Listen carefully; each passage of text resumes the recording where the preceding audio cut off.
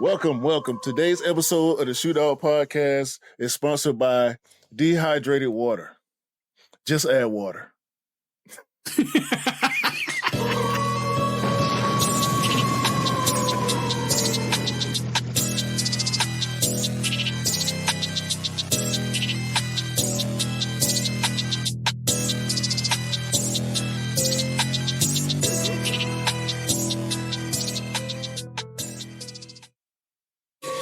Hey, welcome back to the Shootout Podcast, episode 133 with me and the bro, 808 Kicks ATL.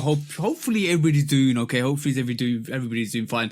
But if you are, please do like, follow, subscribe. Come and chat to us. Let's have a conversation. Let's break it down like we always do. And please do follow, like I said, 808 Kicks _ATL. That is the bro. Go and follow Lovekickscustom and go and follow the Shootout Podcast on YouTube, on all the other platforms, Instagram, all of that stuff, and TikTok. And if you're not feeling well, hope you are feeling well. Hope you do get better. Let's just say. Yeah, man. Hey, what's up, bro? How's your week been this week, bro? I literally been trying to take over the world this week. It's been a long week, a long 2 weeks actually. Let's do a bit of fourth wall breaking here. Last week we did record last week. Unfortunately, we record on Fridays, and last Friday was the 13th. And what happened? What happened, bro? Tell the people what happened, please, and tell the truth too. All right. So we finished recording, right, like we normally do, and we spend like half an hour to an hour just breaking stuff down, talking, just vibing, all that stuff. And it's always like us just kind of decompressing from talking so much on the podcast, and we just talk about stuff. In the process of talking about stuff, somehow, some way, the clip magically disappeared off our platform that we record on, let's just say. No, I actually tell the truth. I deleted the podcast. It was me, okay? I did it. TJ don't want to say it. I'll say it. I'll take the blame. We deleted the podcast because it's not for your ears that week. No, I deleted the podcast. I don't know how. This has never happened. We have never recorded anything that we didn't publish. I'm going to blame the platform we record on because they revamped. And when they revamped, they did a lot of adjustments. And something happened. I'm not blaming no blames. Sometimes it's Friday the 13th and you just got to leave it there. You just got to leave it there and move on. Something happened. We don't know what happened last week. It's not going to happen again this week. We have our podcast come out this week. We had some really good subjects last week. We might pick up on one or two of them this week. But other than that, we're going to carry on. Simple as that, bro. Yeah. Leave it to the game, bro. Leave it to the game. Nah, I appreciate how you try to just put it on the 13th, but I was so pissed. I'm talking about hot, bro. And that was a good episode. Like, I ain't even gonna say that. It was a great episode. It was a fantastic episode. Bro. But bro, I said I had 30 seconds of WTF, and then I kind of realized what happened, and I was like, yeah, that's it. It's Friday the 13th. And I kept reiterating that to you. Bro, it's Friday the 13th. Don't worry. Happens. Mistakes happen. We learn. We evolve. And we get better. Simple as. Then that's what I left it with you. And once I said those words, it was out of my brain. No longer. I didn't even think about it. Yeah, man. I definitely won't be doing that again. That's for damn sure. I don't think I've ever been this pissed off at myself as an adult, really. Like, as a kid, yeah, but, man, that was, bro. Y'all don't understand how much energy it takes to do this every week. Sometimes it's a little less. Sometimes it's a little more. I felt like with all that happened with me last week, and we ain't got to get into that, but I was already tired, like mentally tired. Mm-hmm. So when that mistake happened, bro, it was like, what? Yeah, I just wanted to go to sleep. But if you, we'll leave that to the game, like I said. But I'm gonna just basically break down slightly things for you guys, just in case, because you never listened to it. Obviously, point number one from last week. My girlfriend's sister thinks Skechers is better than any other sneakers ever. Hint number one. Clip number one. Number two, we talked about Q's transitioning in a new position, which is excellent. Congratulations again to you, because nobody's actually said congratulations to you last week, so congratulations to you again this week, bro. Which is awesome. And we talked about a couple other things which you guys have probably learned about already now. So let's just leave it at that.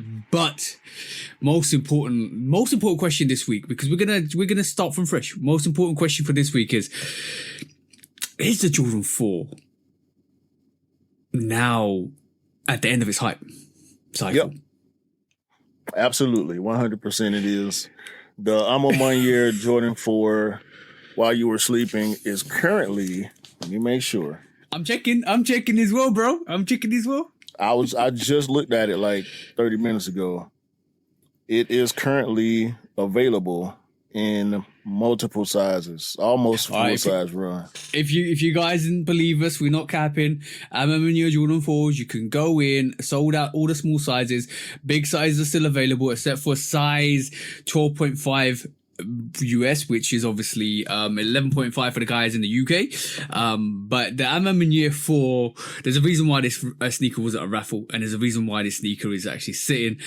There's loads of pairs, and a lot of people learned their lesson from the first release, which was the Jordan 3, because everybody outside the US got taxed, heavily taxed.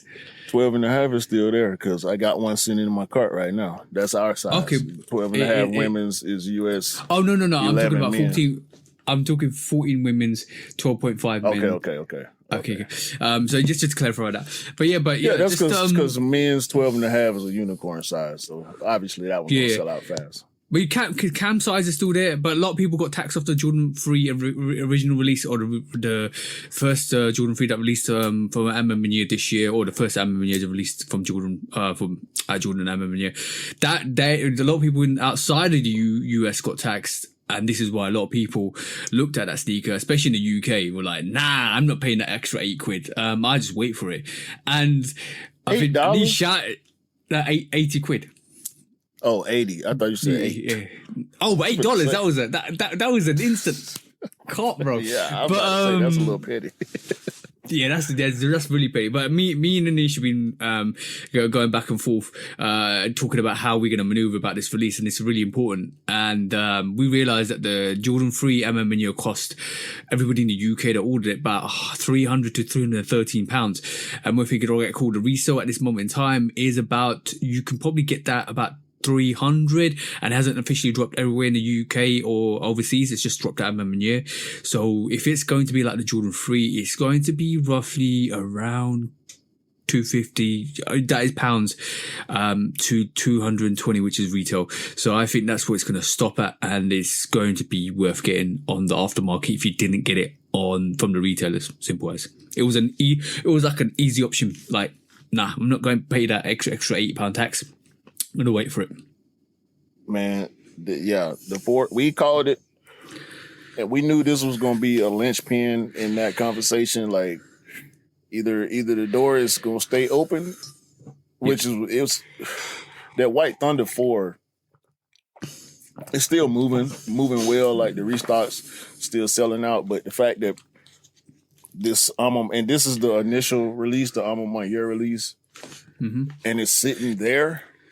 And we know they got a lot of pairs. Yeah, they normally sell out pretty fast. So, I mean, it's here is like 5 hours after release, and they still sitting there. That's really odd. That gives everybody a hopeful insight that is expecting to get the release overseas a bit more hope. because basically that means if the sneaker comes out and if it does what it's doing at MMNA, you got more chances to get your size for retail. So don't rush, don't be a absolute jack, and basically try and get the sneaker and get that, duty on it. If you've ordered it from MMNA and you're from overseas and you ordered a Jordan 3, you either are very comfortable in wearing on taxes, or willing to pay taxes, or you just an absolute fool. That's what I'm going to say. Don't do that. Don't do that, bro. Because you're the same person that's going to turn around and say, if you want it, go ahead and cop it. Don't wait. No. That's fine. That's fine. If you want it, go and cop it. That's fine. But if you know how the release is going and you're monitoring it and it's sitting right this moment in time, the most likely solution to this is it's going to release and it's potentially going to be easier to get outside of the US anyway. So why buy it and pay another extra £80 on tax? That's what I'm saying. Well, yeah, I was going to say. There's situations where you buy it when you know it's going to be impossible to get, and there's situations where you hold back and you look at the release and you think, you know what, I'm going to save my money. I'll buy it when it comes out officially. There's too many caveats. You have officially moved your own goalpost. Yeah, of course I have. It always moves with money, bro. Nah, cause it sounds funny, bro. You know I'm gonna say it if I feel it for real. Yeah. Like, no. You have to move when you know the time is right, and the time is right when you know you're not going to when the shoe drop. The time is right when the shoe drop. If you want it and it drops, for me, I'm getting it. Like I'm not looking at the resale, the pre-sale. No, none of that, bro. If it's on my radar. Bro. You're not gonna get taxed £80. You're not look. It's okay for you. No. I'm saying in general, like when you make that statement and because people's philosophies are their own. Mm-hmm. We have always collectively had the philosophy of I want it, so I'm gonna get it as soon as I can. So yeah. If we talking circumstantial with the tax thing, the duties and all that, and I understand that 100%. But I don't want somebody to I don't want anybody to misconstrue what you're saying. Like, if it's sit and wait, because you never know how the market gonna turn. You know what I mean? Let me just all it takes is for a celebrity to put it on, and then everybody buying it. You know what I mean? Let me add to that then. If you're in the US and the MMNA release is there and it's actually sitting and you want to buy it, go buy it because you ain't gonna get taxed. If you're in Europe, it's the same thing for us. Like with Patta, when Patta releases on the Patta side, we get charged extra versus y'all because y'all over there with them. Yeah, but no, the guys in the UK will get charged because it's coming from Europe. We're no longer in Europe, so you get charged. Gotcha. Also, on top of that, the Patta release was different, but the Patta release was a quick strike. It came, went.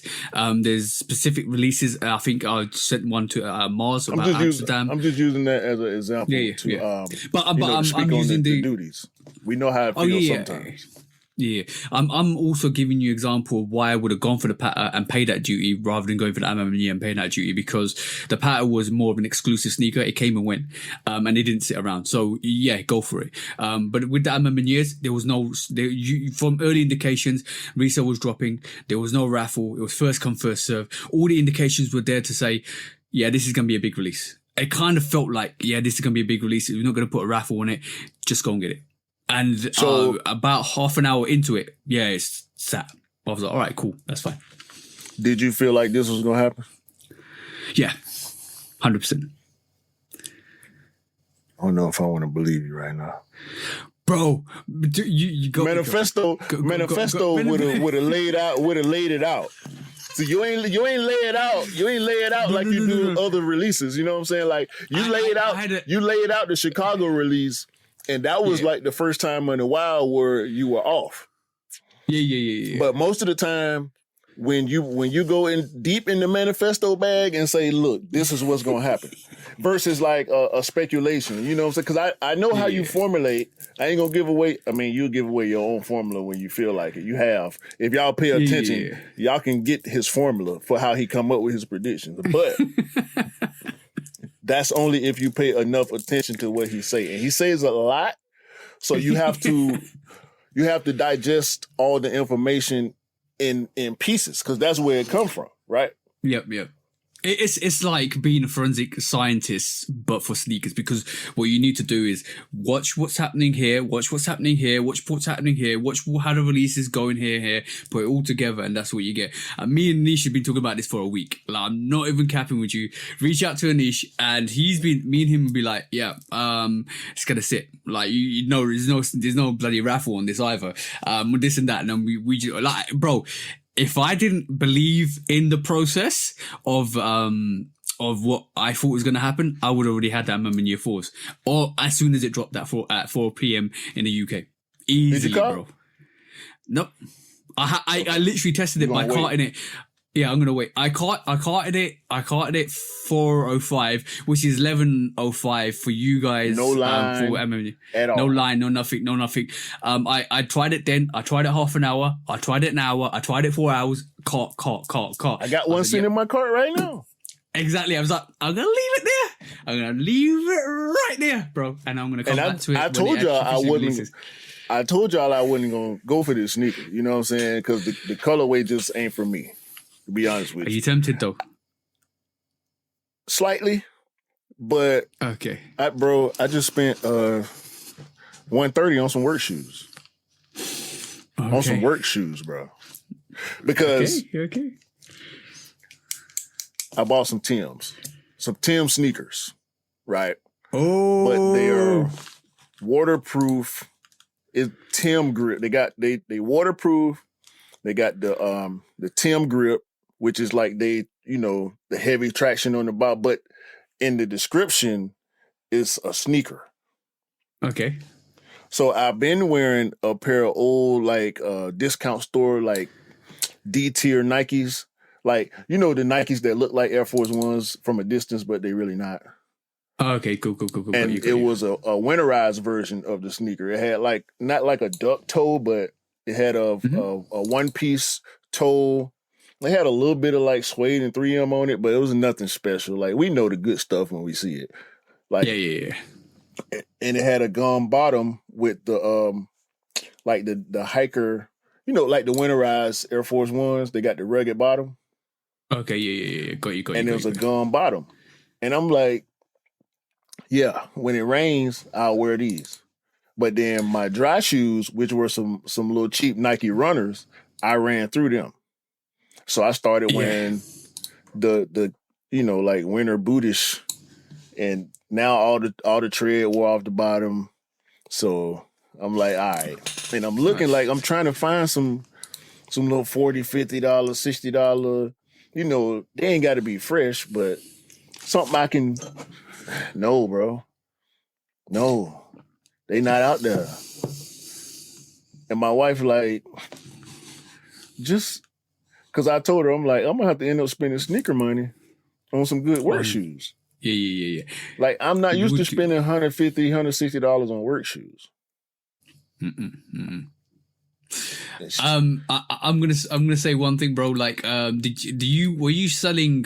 You said you ran down the outsole quite heavily. Yeah. Is this you selling these Sheen Timberland boneless sneakers, bro? I love the way that you just walked into that. I love the way you just walked into that, bro. Because I saw that 5 minutes before we started recording, and I was like, "This is perfect, bro. This is perfect for the podcast." Boneless. Let me just pull that back up. Somebody. Yes. Sheen is selling you some boneless Timberlands. I'm talking about just the upper, no outsole, no thick boot rubber outsole on that, just the upper. If you're hearing this, go and check out the Shooter podcast. About 19 minutes in, and you see some Sheen Timberland boneless outsole Timberlands. Absolutely. The fact that you talked about this and you said you ran out your outsole into nothing. That's perfect. I was like, bro, were you selling these Timberlands? Bro, them ain't Timberlands, them Imberlands right there. Imberlands. Facts. Them straight Imberlands, bro. Imberlands. The 0-inch Imberland boots. Come on, dog. Yeah. Nah, they ain't that Flat. bad. They ain't that bad. I wouldn't dare do that to my feet, bro. Like, I didn't work long enough. And it's funny because that's exactly what my wife said. She said, your feet deserve it. Why not spend that much money on work shoes? You know what I mean? So, go ahead. The most important feature on your body is your feet, because your feet supports your whole body, bro. So it's important that your feet are comfortable. I wouldn't say that was the most important feature, but I'm talking about. There's others that I'm not gonna mention. There's others that I'm not gonna mention. I'm got better features than my feet. I'm trying to tell you. I'm not talking about feet to something ratio. I'm not even talking about that. I'm just talking about the fact that we always on our feet. I ain't saying that about ratio. Why you bring ratio into it? Nah, ain't no pause. I told you I'm done pause. No diddy. No diddy. I'm done pausing, bro. We not doing the freak offs over here, okay? And when I say something, baby oil, baby boy, or baby boy, is it? Baby oil, that's the one. To Johnson & Johnson. Yo. I was watching another part, bro. Oh, Johnson & Johnson. Oh, that's a double entendre. It might be the one today, bro. It might be the one today. Did you think they did? Oh no. Do you think they did that on purpose, though? No. I don't think anybody. I ain't heard nobody do that. It's a big double entendre, but when we talking about no Diddy. Oh, especially with Diddy. You want some Johnson & Johnson for your Johnson? Johnson & Johnson, with your Johnson. Yo, right, cool. Let's rate it back. I was watching another part, bro. They was cracking jokes about it, and the one dude said, "When the last time you covered yourself in baby oil?" You know. So that's a good question. That's a good question. It's like he say, and the one dude is like, hell no, that's crazy. He's like, nah, bro, what you got to do is when you get home before your girl, go ahead and glisten up and just be sitting on the couch when she walking in. Oh, that's a horrible imagination, bro. And forget that, bro. Oh man, come on, you got to try it, bro. One time, I might try. I might, bro. I don't know. You need to definitely use that phrase for your missus. I got some Johnson & Johnson for your Johnson.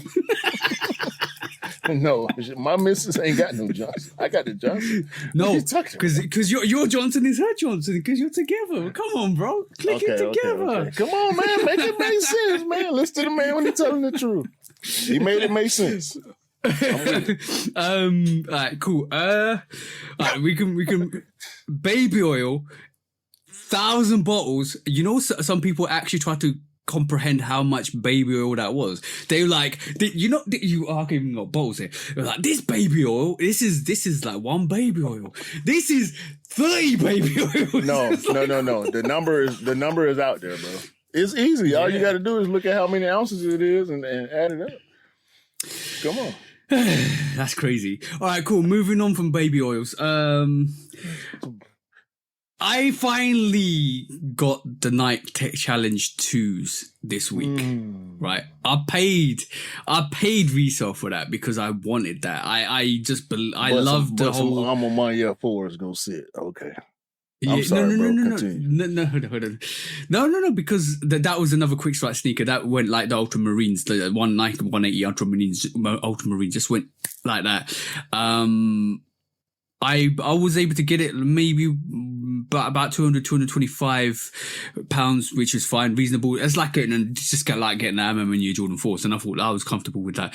But I actually went out and I heard rumors that it was restocking in the stores, and I already had my size 10, and I thought, you know what, let me just go out there and see how many what's happening in store. So went out and I picked up 2 pairs of Nike Tech Challenges, and the highest size they had was size 8, and picked 2 of these size 8. See, not my size, guys, size 8. And I'm gonna say, bro, Dell, yeah, and one of the other bros that was asking for it because I was hunting for him as well. But bro, shout out to Dell too. Shout out to Dell, and thank you, bro, for allowing me to do Coffee with Tea. It's a new segment I'm doing on my YouTube channel. Go and check that out.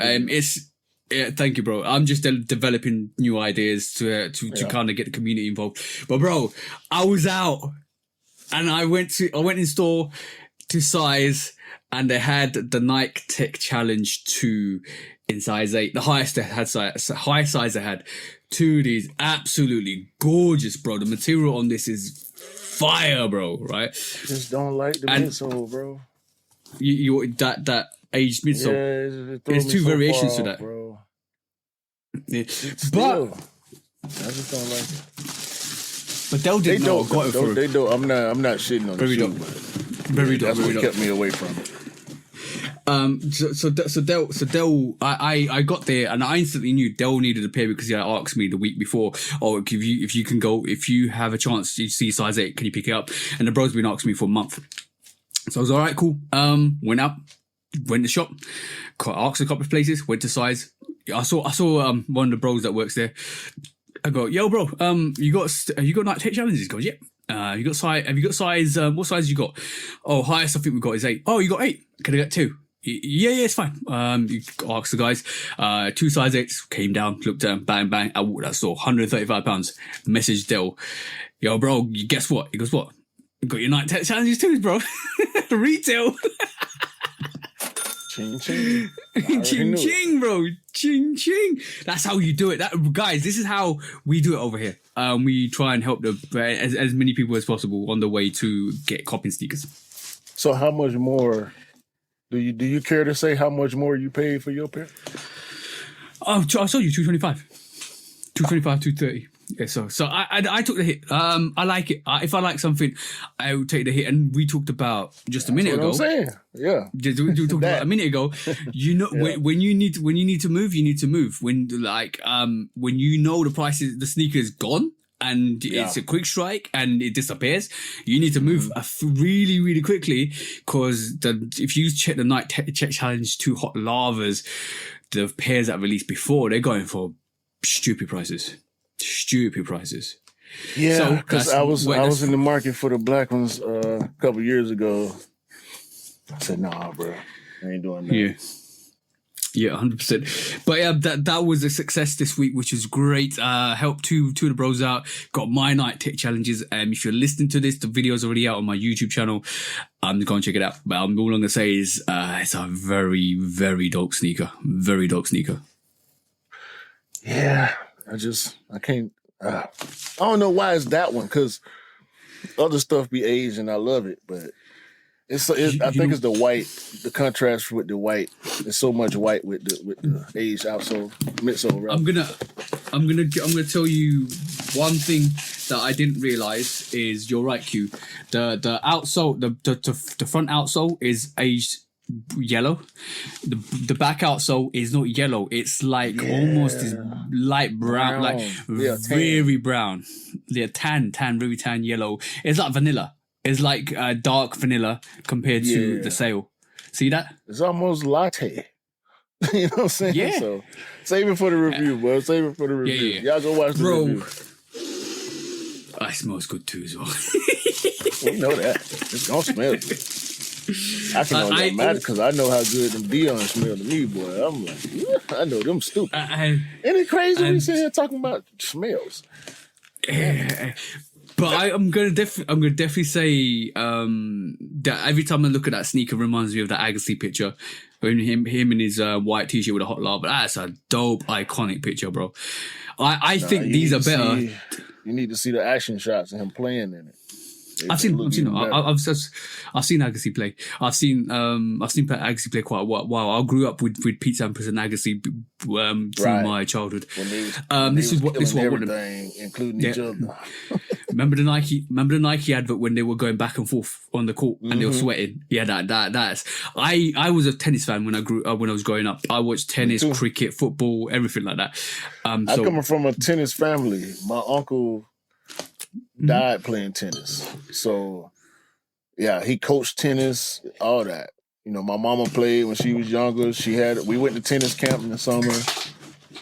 Yeah, tennis is underrated for sure. People don't realize how difficult it is, I don't think. Yeah, I played tennis through my high school. I played tennis with my high school. I enjoyed it. Me and my dad, my brother used to go every Sunday morning and play tennis as well. I've got some funny stories. Me and my brother was going out to play tennis with one of his mates, and I was quite good at serving in terms of fast paced serves, and he didn't expect it. And let's just say he had 3 balls instead of 2 balls at one point. You aced him. Ace. Pretty much. I was good. I was kind of good. I would like to say I was kind of good. But yeah, tech challenges conquered, like complete. That was great. Absolutely fun. I started to get some tennis shoes for work. At one point, I was looking at remember I brought them up on the pod, the Nike Elite court. Yeah.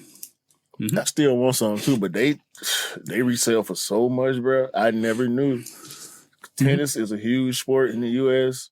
around the world too, but in the U.S., bro, you wouldn't know unless you live where tennis is coveted like that. You know what I'm saying? Or go to a school that take tennis seriously. Yeah, man, them shoes they cost $130 or $140, something like that. If you can find them on the secondary market, they going for $300 plus. A tennis sneaker that no sneakerhead even knows about. You know what I'm saying? Yep, so, bro, it's the sneakers that we don't know about that kind of contribute to the resale. Like I'm not no silly, or no, you're not even talking about silly stuff. I'm talking about like really good tennis shoes go for really big prices. This hot lava tech challenge. This tech challenge is better than the Mac Attack. I'm gonna be honest. I can believe that easy. Yeah. I've got a couple of other things and we'll quickly talk about. Have you had Oreo Cola? Oreo Cola? Yeah. That sounds disgusting. It does, but my missus picked it up in the shop today and she bought it because she's been seeing it on socials. You know how you see stuff on socials, you want to try it. She picked it up. And she drank half of it and she gave it to me. It's like, it's okay. I can't taste the Oreo, but it's okay. Let me just describe this taste to you. It's like upper level cola, right? Like normal Coke Zero, Diet Coke, whatever you want to taste. It tastes like that. There's a very basic undertone of chocolate that hits your tongue at a lower level, not the top of the taste buds, but the bottom of the taste buds. And it's a smooth, silky taste that the more you drink it, the more it tastes like Oreo. So guys, if you want to taste Coke, Oreo, it's worth the experience for once, if you want to taste it. No, I just capped you, bro. I'm gonna apologize because that was an instant reaction and it was the wrong reaction. Because I drink stout. I've drank peanut butter beer, chocolate beer, vanilla beer. I had a caramel sea salt raspberry beer before, like cotton candy beer. So I'm drinking all these flavored beers. Of course, Oreo Cola is good because cream soda is good. Yeah. It tastes like cream soda, but a mild version of cream soda, but a bit more chocolatey. That's the way I'm going to put that taste. It is nice. I would, if you want to try it once in your life, I would advise it. But other than that, I don't think it's going to replace anything dramatically with cola. It's a nice subtle taste. It's not there to be a replacement. That's craft soda. Yeah. So there are a lot of companies that do craft soda. One of which I know we distributed for years, like New Creation. They got a crumb cake cream soda. Bro, it's like $7, $8 for a 4-pack, 12 ounce. You go, it's tough to not. It's tough if you see it in the store and you know what it is. It's gonna be tough to walk past without putting it in your buggy. I have another alcoholic, like you know, ciders more like apple based fermented alcohol. Yeah. So my brother introduced me to a toffee apple cider. And I'm gonna say wow. If you got a sweet tooth, wow. So it's alcoholic candy apple is what you're saying. Yep. I don't even like candy apples because candy apples hard to eat, but yeah, I want that. I think I want that. I want it now. Yeah, I want that. Anyway. It's a brand called Brothers, and it's a toffee apple. It's nice. Last thing, you know how we talked about my missus is very. How did you say it a couple of weeks back? She's very direct. Yeah, she's an insult comic. Yeah. So she goes to me, random thing this week. She goes to me, you know what? You could be have you watched Bollywood? No. Okay. Bollywood is obviously it's Indian, like Hollywood, but Indian movies and stuff like that. She goes to me, you could be a Bollywood villain and a hero all in one. I said, what do you mean? It says if you have your mustache in a certain way, you become a Bollywood villain. And I said, what are you talking about? She goes, just do this. And then literally she just went like this, right? There you go. But I'm a Bollywood villain, bro. Look. Look at that. Twist your mustaches up, like if you watch Hercule Poirot, it's like that, but not the extreme version. It's like directly upwards, little horns on your mustache, and then you're the Bollywood villain. And she just said that to me directly. I was like, all right, cool. And I just kept doing this to all day, like villain, hero.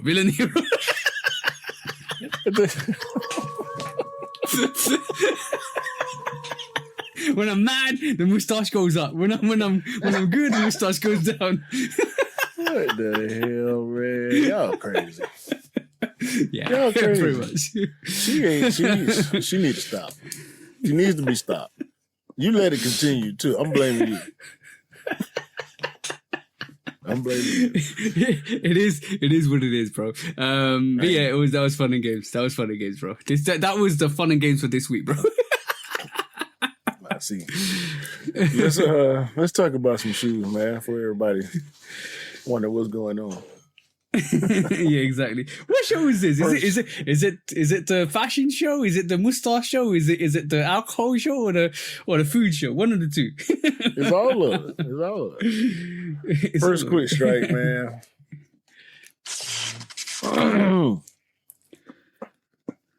Y'all know what's up. We're gonna report on it every time. It's our favorite brand, none other than MSCHF. I'm gonna start calling them MSCHF. Mischievous. Go on. Bruh, the BWD High. is now a high.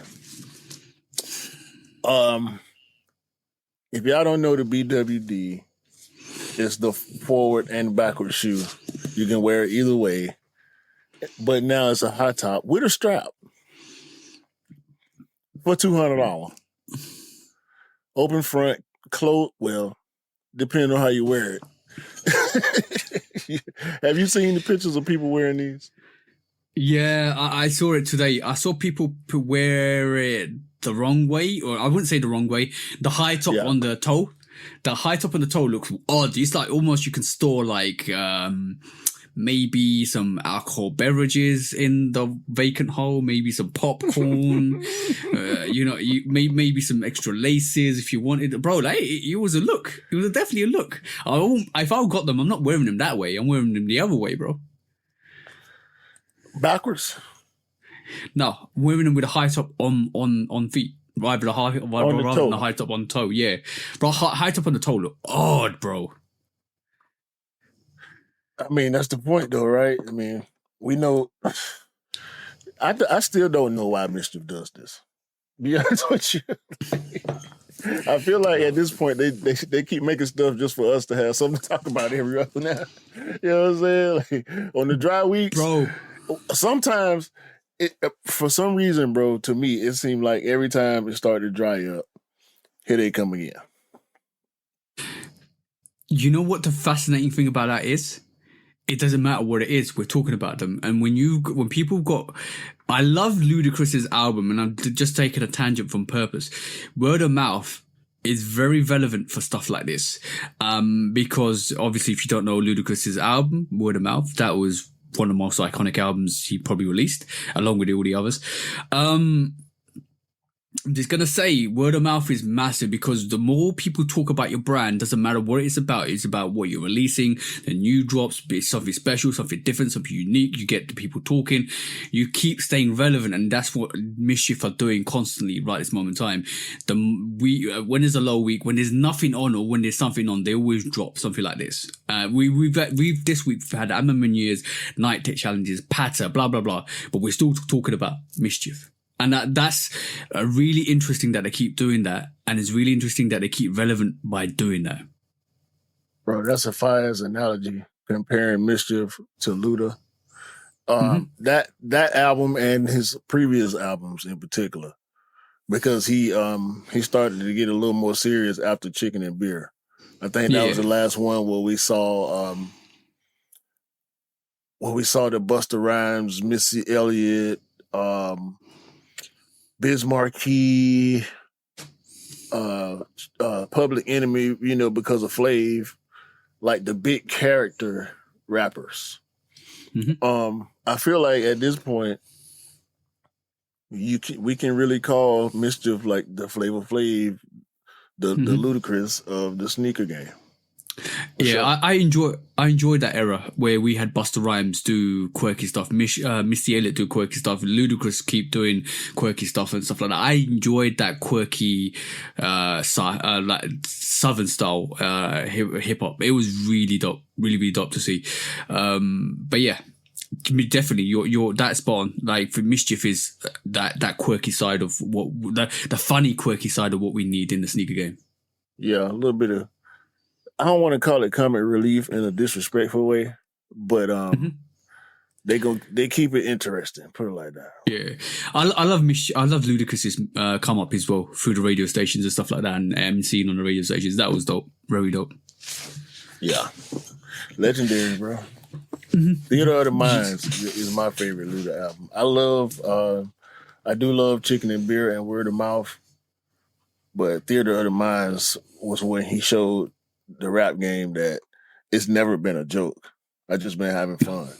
Now let me show y'all what it could have been. You know what I'm saying? How I could have been chopping heads off for the past, however many years. I've been having fun with it, letting y'all be tough. Let's see what it sounds like when I get serious. And he showed out. Yeah, anyway. Ludacris is one of my favorite. Like you have your favorites in terms of what you listen to serious wise, but Ludacris has always been up there with one of my favorites. Just with the way he delivers and the not even comic relief, the fun stuff that he does. Artistry, yeah, just a different level of artistry. There's certain, like with music, there's certain artistry through visuals and there's artistry through rhyming. Visuals and rhyming together make a superb combination, and Ludacris got it spot on, especially when he was rocking that midget on a necklace. That was too funny, bro. Yeah, too funny. Yeah, shout out to Vern Troy. R.I.P. Vern Troy. R.I.P. Exactly. Staying on the hip hop note, I never talked about this with you. And I really want to talk about this with you. Yep. The Notorious B.I.G. Timberland 6-inch collab. Dropping supposedly on September 27th, which is next week. Pretty close. There's a... Go ahead. How you feel about these? We touched on this as a discount topic last week, which didn't air, but yeah, on Friday the 13th, spooky hours, the spooky hours podcast. But I like them. I like them as long as they got the outsole. I'm happy with them. You don't feel no kind of way about the big on the side? No. We know how tree. The tree is metal, ain't it? Yeah, like the metal tree. They could have done a bit more, but I think that if you know the Big used to rock Tims, New York, this is what got me into Tims in the first place. Was Are you getting New these? York? Are you getting these? Tell the people whether you're getting the Biggie Tims. Nah. Let me take these off the screen. Y'all don't understand how much this man lean on Pac and Biggie when we have hip hop conversations. Yeah. You're not getting these? The Biggie Tims? And you started out, you was a Tim guy. These don't do nothing for you? I thought for sure they had you with these. I ain't gonna lie. I thought they had you. I don't know. It's making choices at this moment in time, and the choice is: do I go and pay $210 for the butters or the black variation of the Notorious B.I.Gs, or do I go and get the Black Sabbath Freeze, the Amendment Year 4? There's choices to be made. So like, am I happy to have like an off-white Timberland in my rotation and just get the Jordans that I want? Yeah, cool. I am. I think for me, I've lived through that Timberland era, and I'm like, yeah, I do appreciate that, and they're heavy, and there's a look, and they're back in fashion. But then I do like it. I do like the stuff I'm getting now. So it's like a switch up. What do I do? If I had all the money in the world, I'll definitely get those B.I.G. Tims. Right. But when it comes to choices, we've got Fair 4s coming out. We've got Amendment Year 4s coming out. We've got the El Grito. It hasn't even come out here. I don't know if it's going to come out here. Might need to go back and get. Yeah, they might need to go back and get that. There's choices. Okay, but there's choices, bro. There's absolutely choices to be made. I love that Timberland. The B.I.G. Timberland looks dope. The B.I.G. on the side looks dope. They could have done more. They could have. I like what they did with the Jordan 3 Biggie, with all the symbology on it, the words on it, wordplay on it, stuff like that. It is not as special as that. If it was the Jordan 13 Biggie, yeah, 100%, I'm getting that. But see, I ain't even gonna do semantics because it don't matter. You said you ain't gonna get them anyway. I know if that Biggie 13 was a GR or just a, collab level, I know you would have been on them. Like if it was a Soulfly or something like that, you would have been on them. But I've got the Bread 13s. I've got the Bread 13s. I've worn them a good couple of times even before I got to YouTube. I love that pair. That pair is super fire. You know what? In matter of fact, I'll rock that pair next week just to put it on feet because I haven't put it on a little while. But that Jordan 13 Bread is super fire. Super fire. I've actually got the royal variation of the Bread as well within the 13. Me too. So yeah, it's super fire, absolute fire. So when it comes to sneakers like that, and when you put a little bit more effort into like the Notorious B.I.G. 13s, it kind of sells it to me.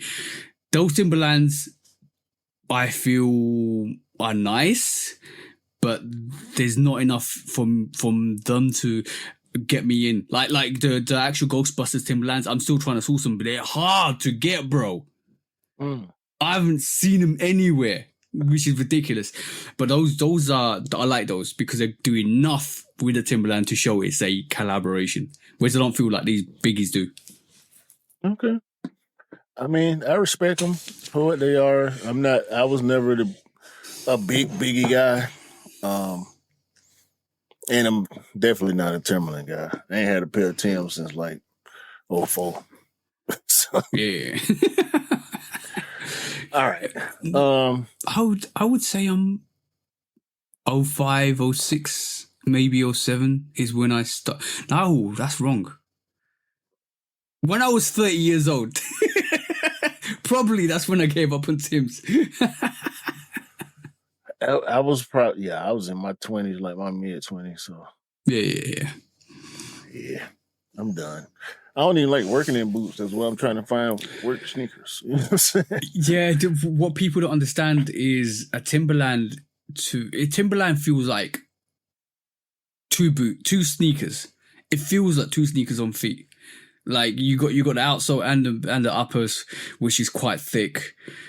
If you compare it to a Jordan 3 or a 4, I would say it's like almost two sneakers on one. I don't feel like when I got boots on, I feel like I'm working the boots. I'm not walking. You know what I'm saying? Like it's a purposeful thing. Like I don't want to effort.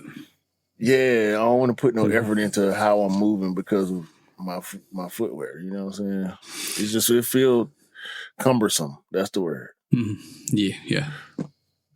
Next question. We may or may not have talked about this last week. Steph Curry, that is. We know he got the big old stupid deal with Under Armour. He can do whatever he want to do. And he decided to give De'Aaron Fox a sneaker deal. Mm-hmm.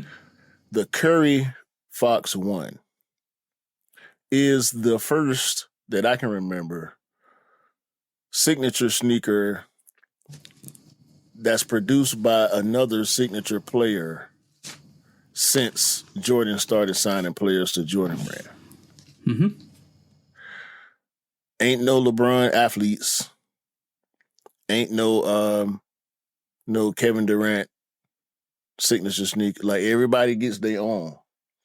And Steph Curry, I think, has the foresight to look into moving the same way Jordan did when he not necessarily stepped away from Nike, but when he set himself apart from Nike with the Jordan brand. Mm-hmm. Steph Curry moving in that same direction. Yeah, I think we touched on this last week. I thought it was a good move.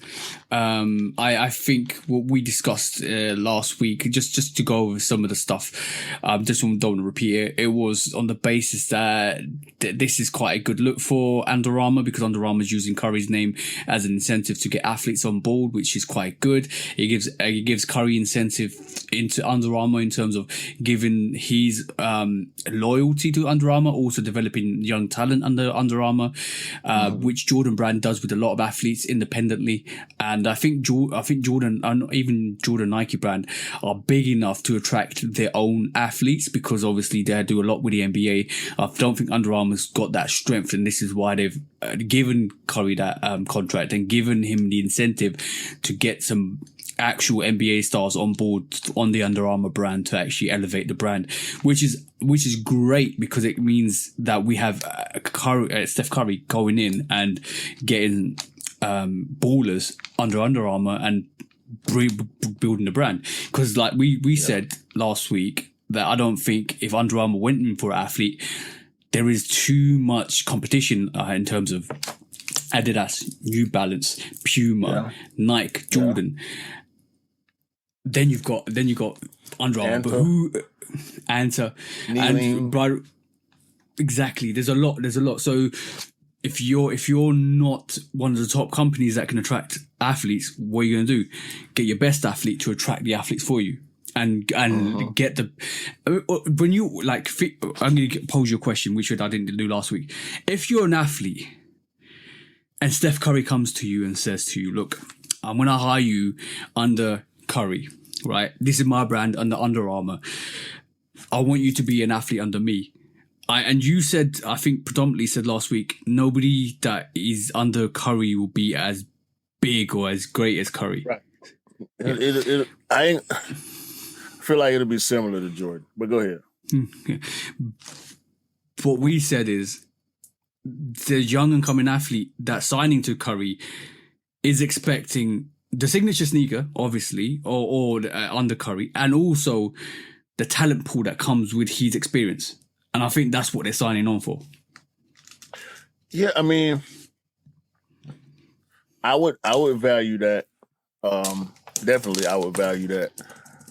But it's a lot of work that goes into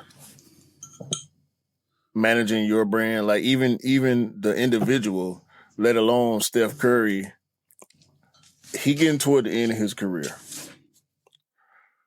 LeBron is too. I don't think LeBron could do this. Really? No. In the future, sure, but not while he playing.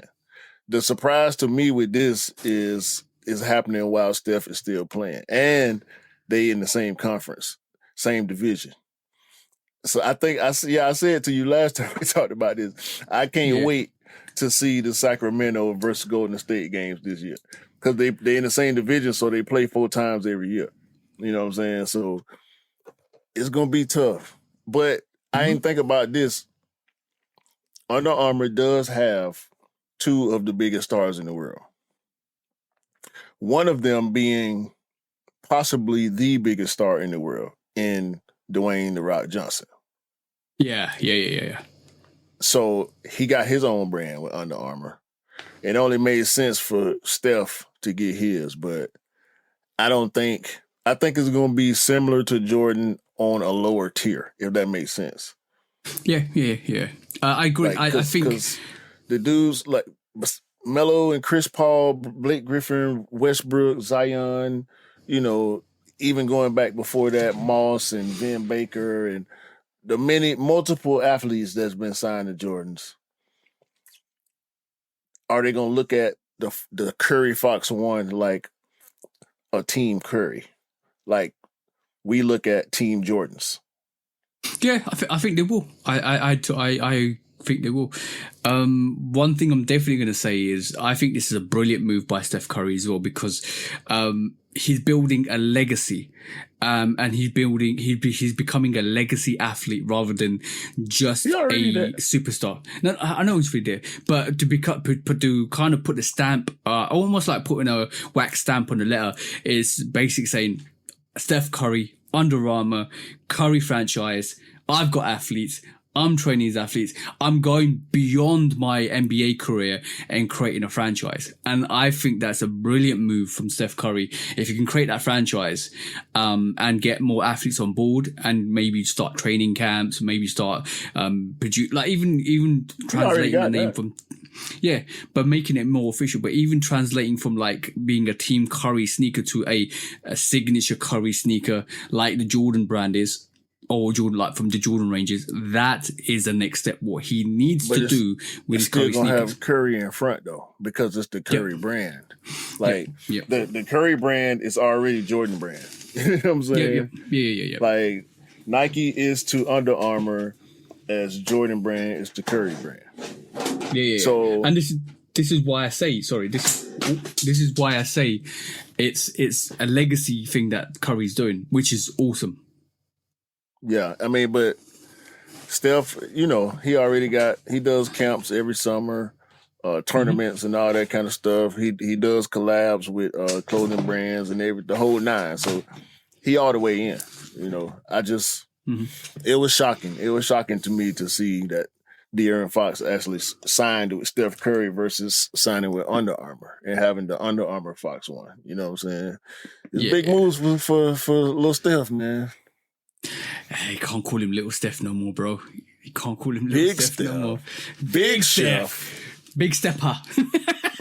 Big Chef, man. Shout out Chef Curry. Shout out De'Aaron Fox. I can't wait to see these games, man. It's gonna be tough. I on the equivalent note of for Steph, what the perfect scenario for The Rock would be on Under Armour is to get If you watch wrestling, you probably know this. Wrestling has WWE has obviously the Super SmackDown and Raw, but they've got a elite, vast amount of talent in the NXT range, which is the undercut range for like SmackDown and Raw.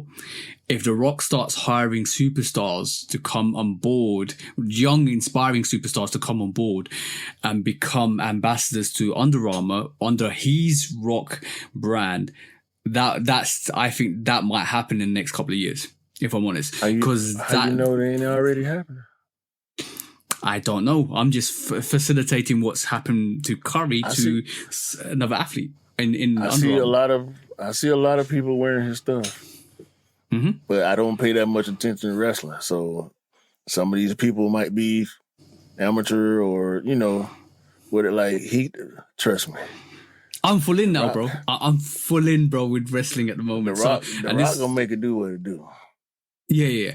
And by the way, especially with Nike coming on with Bloodlines, which is Roman Reigns' whole brand in WWE, that I can see competition coming in for other signature companies like brands like Under Armour. Them folk trying to get Nike collabs, man. They not finna sign with The Rock. They not finna wrestle in no Under Armours, bro. Not unless you know what The Rock is cooking, bro. Remember that. The Rock is cooking some trash on feet, unless you're going to the gym. All right. The Rock is cooking some workout shoes. That's what he's cooking. I know exactly what he's cooking. I was just in Dick's Sporting Goods yesterday. I saw him in there. They not, man, please. You're not finna go nowhere trying to be fresh. In the what's his brand with the bull on it? I can't remember the name of it. Bronco Bull. I think it's a Bronco Bull. No. I'm talking about the Under Armour. His Under Armour stuff. I'm looking it up quickly as we talk. Yeah, bro. It ain't. He getting to the bag. Don't get it twisted. I'm not dissing him, but he not in it for It could be called Project Rock. I'm just looking at that. Yeah, Project Rock. I think it is. Yeah. He ain't in it to be fresh out here. You said the biggest superstars. Let's be honest. The Rock is one of the biggest superstars to come out of the Attitude Era with like Stone Cold and The Undertaker. Undertaker's like old. No. Dwayne Johnson is one of the biggest stars in the world. It ain't about wrestling no more. You know how many movies he did? I'm talking about wrestling, bro. He's the biggest to ever come from wrestling. Period. Oh yeah. Yeah, we did it way better than Hulk Hogan. Let's just say that. Who? Who? What? Where? How? Let's talk about races on this podcast. Yeah, let's not talk about that. It's quick strike. You said you want to show us some 95s? Yeah. I'm interested in 95s. We know the Corteiz. It was announced this week. The Corteiz was officially releasing this full time. There's no release date. I've got you on that. As soon as if I'm able to copy for that, I got you for that because we officially got the word that we will be getting the actual Corteiz 95. It hasn't got a release date for some reason. I don't know why that happened. It hasn't got a release date, but it is a beautiful colorway. Predominantly black, like Q likes it. You calling me out? I'm not calling you out. I'm just telling you my analysis of the sneakers that we talked about in the past. But yeah, what's your thoughts on the Corteiz 95? I ain't seen the I'm on my years yet in hand, so I'll reserve comparison. Mm-hmm. But if we're just talking about dopeness factor, these super GOAT status. Yeah. Just like all the rest of them. I love the winterized look to them. I love the leather instead of nubuck or suede or anything. I love the netting, how different the netting looks.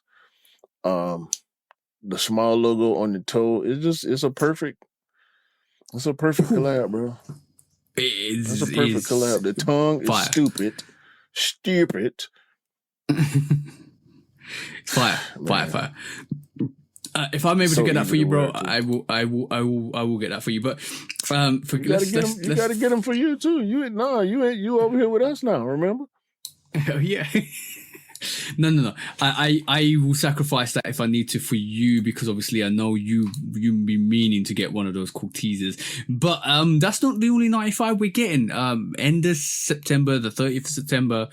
I don't think you've seen these. I want to see your initial reactions. And let me just look at the laptop while I do this. I'm gonna put this up and I'm gonna do this, bro.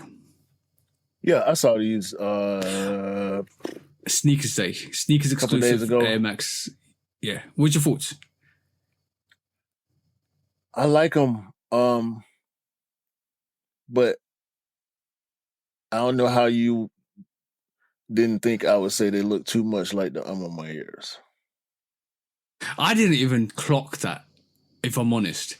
I was more intrigued with the brown toe, brown lower layer, purple to like light lilac almost, with a white upper. It's very unique, asymmetric too. Yeah. I don't know, bro. They hard. I mean, I'm not hating on them by any means, but they look too much like the I'm on my ears to me, to be honest with you. And I would rather wait on those than to go for these. That's a great shout. I never even thought about it that way, if I'm honest. Yeah, the colorways are very similar with the earth tones. So, right. I don't know though. It's easy to look at though. Hey, bro. I'm gonna say you are spot on. You really are spot on that call. Very, very spot on. Like, there's a lot. There's no meshing on the Amamanier, which is different. The materials look different. The ribs off. Yeah, the colors are very, very similar. Yeah. So the question is Nike biting Amamanier? That's the question, bro. Because right this moment in time, you are spot. I didn't even clock that, bro. Could it be the other way around? I'm on my ear biting. But what Nike? came first? No. We saw this variation and another variation of the Amamanier last year. Maybe the mock-up guys had their wires crossed. See, this will come down to looking at production dates, and we can't do that yet. We have to have them in hand to be able to look at the production date. So, but no, these are they both crazy. I do. I was still rather okay. Half a point off. They half a point off from the I'm on my ears to me. That's how much I respect them. Yeah, I liked the Amamanier pair. It's almost like getting a sneaker and then getting an Amamanier pair, which is slightly more premium, slightly more special, slightly more just like almost like just enough to make it a better sneaker. Well, to me, it's the difference in the build. You know what I'm saying? That give it that half. It's a small difference, bro. But yeah, that's where I'm at. You got me too taking the sneaker, bro. I'm not even joking. The fact that you hit that as a home run with that analysis is crazy, because the 95 sneakers day looks really close to the Amamaniers. Really close. Oh, no, man. You making me want them. You're making me want both just to say you know what I mean? No, not really, because like right this moment in time, you made my choice easier, because I was like 50-50 on the sneakers, Nikes and 95s. But now looking at the Amamaniers, the Amamaniers I think is coming out in December time. That is a beautiful pair. Everybody I've talked to wants that Amamanier 95. That's going to be a difficult sneaker to get. Yeah, it's pressure on them. It's pressure. It's going to be pressure in December anyway between them and the Columbia 11. So, it's going to be. Oh no, we'll see. Interesting choices. Interesting choices will be made in December. Right. Some kids won't be getting their Christmas presents in December. I ain't got my own thoughts on that. We'll discuss later in the year. Do your kids deserve Christmas presents, or do you deserve a Christmas present for yourself? That's the main question for this Christmas. Got my own thoughts on that. Yeah, both is dope. I like them. I like them a lot. Yeah. I'm intrigued to work out what the London 95 is going to be, because we've got the Atlanta, we've had the Toronto's. That's a fire. Toronto's are sitting. That's a fire colorway though. That's a very fire colorway. I like it. Yeah, it's there if you want it. Mm-hmm. I want to see, bro. I can guarantee you when the London. Toronto. Hey. You ain't gonna buy nothing Toronto anyway. No. But I'm gonna guarantee you this, right? When the London 95s come out, because I think they're gonna come out, they're gonna do a Paris variation. They're gonna do. I think they do a US variation. They got the Atlantas. What I'm talking about: Atlanta, Toronto, Paris, and then London. I can see that happening. I won't be surprised if the London 95 sell out like that. That's the only 95 I think will sell out. Yeah, I'm pretty sure those going. It's different. They're not 95s over there. They 110s. So yeah, 110s. You know how it go. You already know, bro. any London related Air Max is gonna be hard to get. That's just a rule in sneakers at this point. If you're in the sneaker game and you want any variation of London Air Max, it's probably gonna be hard to get. Yeah, just Londoners love runners. Simple. It is what it is, man. Read it. Yeah. Last quick strike. You got one more, right? Yeah, we got one more. This one was intriguing. It'd probably make a lot of people laugh, which is great because we like to make people laugh. Because today, this week, coming off the MSCHF trend, we started the quick strikes with MSCHF. We're going to end it with something funny as well. Because this week we had Kitowares. You remember Kitowares, right? No. Kitowares is another company that does similar things like MSCHF, but this week, they kind of, I think, ellipsed MSCHF slightly, just for the fact that they released this. This is the Kitowares medieval. It's mule. Bruh. Come on, man. Are you serious? I'm serious, bro. This is the medieval mule by Kitowares. But okay, give me your first thoughts, then I'll move on. I'm looking at this gift. This gift is perfect. Like, these the Dr. Doom slides right here. Like, what we doing, bro? We going to defend the kingdom or something? Like, I mean, we defending the respect of our honorable King Dr. Doom right here. Like, then they got the gloves all. Like, come on, bro. Are these metal for real? You better wear socks with these. Yo, bro. Your feet gonna be okay. Your feet gonna be more bloody than Michael Jordan when he wore Chicago ones again. All right. I want to say about that sneaker. If you're not from the UK, it's not a sneaker. Right? Hold on. No, not sneaker. That this medieval slide. If you're not from the UK, if you're not knighted, sir, if you haven't got a medal, if you haven't been cross-sword by the Queen or the King of the UK, you can't wear these. These are special sneakers for the UK people that have been knighted. You have to be a sir, or related to the crown, Duke or somebody. UK. Duke, yeah, exactly. You got to be a Duke or something like that to wear these, because like this is crazy. But bro, this is not the only thing that released this week, because you'll be surprised to realize that by the way, this is what it looks like top down. Bro, get these King Arthur Crocs off the what the hell, bro? I mean, come on, man. What are we doing? These are the Excalibur mules slides, right? I mean, I like to up the levels on the podcast, right? So I'm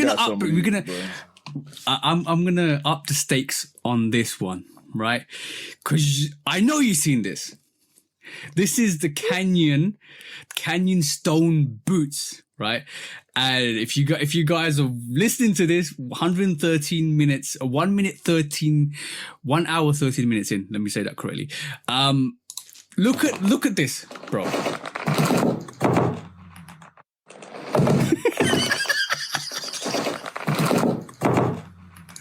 and you thought Timberlands were heavy. They got a whole fit for you. This is by Canyon, obviously. They got a whole fit for you. Boots and even the grass swamp suit, if you want it. Man. Listen, man. I upped the level, It's not bro. that serious. It's not that serious. It's not that serious, bro. Y'all be taking shit way, way over. Nah, this is a Halloween costume, dog. That's all it is, bro. No. That's all this no. is. You're not, no, bro. Come on, man. What is this? This like Homer disappearing into the bushes for real, in real life. Like, what? Yo, this is military grade camouflage. Military grade bullshit is what this is. Ain't no, you're not camouflage, bro. You're not finna hide nowhere with this on. I see you, bro. I see you. Where you sneaking? Where you sneaking? You heard how heavy they play the clump again. Play the clump. You're not sneaking nowhere with some rock shoes on, bro.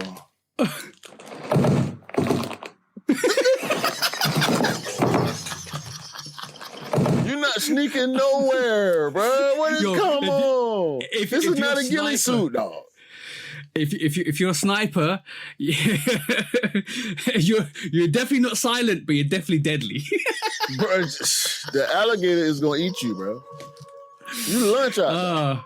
Swamp the gator thing. is gonna get you, bro. Yeah, you're gonna be Swamp Thing, all right. They go, bro. Go out there with that on, thinking you tricking somebody, bro. You're gonna get shot and ate. The person trying to shoot you gonna shoot you and leave you down for the animals to eat you. That was gonna happen. Bro, like that camouflage only works in mountain range and in swamp areas. That's it. Come on, bro. You're gonna have to strap a tree to your back. All your G.I. Joes and G.I. Janes will be wearing that in combat this coming season. Y'all see yourself. Tell them folks y'all don't want to put that on. If they buy it and try to make you wear it, veto, okay? Take a vote, start a petition, write your local officials, do something, man. Good. That's a Halloween costume, bro. That's all that is. But by the way, I've seen a couple of years back. I saw tech. This is non-sneaker related. You know how we in the past have talked about technology, which we see in the movies that's elevated into real life. So they're actually designing predator cloaking devices that mirage and allow you to camouflage yourself without actually wearing camouflage gear. That's been in the works for many years, and I've seen I don't know if they're official pictures or official videos, but I've seen loads of administrations of Chinese, China doing it, US doing it, and I know a couple of companies trying to replicate this tech, which they see in the Predator movies, which is crazy, bro. Yeah, they already got it. By the time we see it, they already got it. Yeah, exactly. Just like GPS. Yeah, they've been hacked, bro. It's all a matter of simplifying it for the people, you know what I'm saying? Because they got it on the big boy level. They got it the way we would never be able to have it. And they ain't gonna never let us get that close. No. Forget your age, sex, location on instant messenger. This is like camouflaged time now, really. Yeah, you thought your drone you got from the RC shop was fire. You ain't seen the one that they got, bro. Did you? Oh no, bro. Did you see that tank pull up? Bro, we got. Of course you didn't. Bro, we got automated delivery vehicles. Domino's Pizza and Chick-fil-A got automated delivery vehicles. A little robot on wheels that will come deliver your food.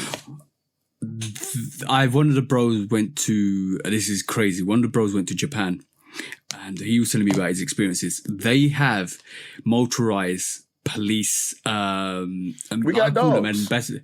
No. This is proper, like, just robots. We have robot police dogs in the US. Oh, yeah, I seen that. That what you're talking about? No. I'm talking about these robots that go around. These robots go around, and if you go into one area and you're not supposed to be there, it warns you to get out of the area before it calls the cops. But also they got robots that come into the restaurants, and you can order food through the robots, and it brings you the food. It's so high tech, bro. In Japan, I need to go there one day. Definitely need to go there one day. I want people bringing me my food, man, so I can cuss you out when you bring me the wrong shit. I can't cuss at the robot. Bro, I wouldn't even advise cussing robot. He might R2D to you and shock you, bro. Eat your food. Hell nah. That ain't what I ordered.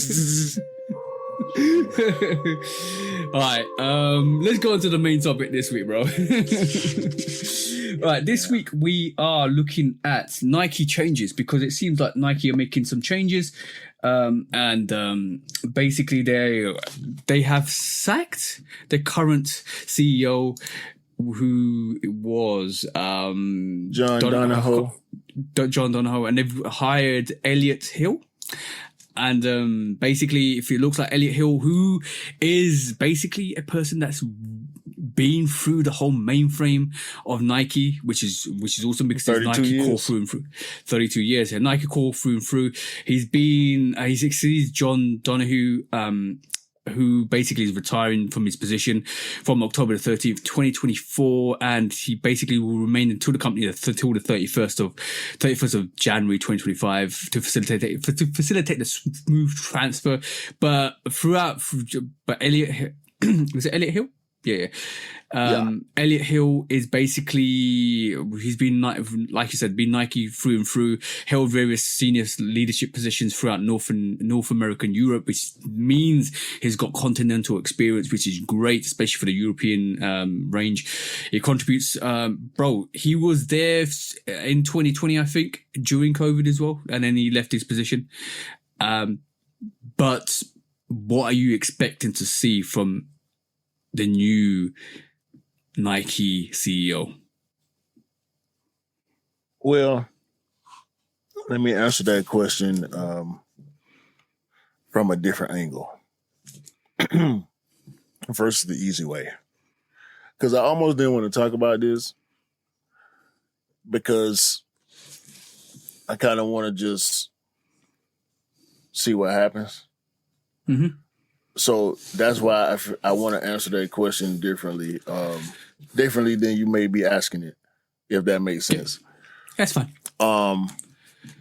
Donahoe, I think, was in the way.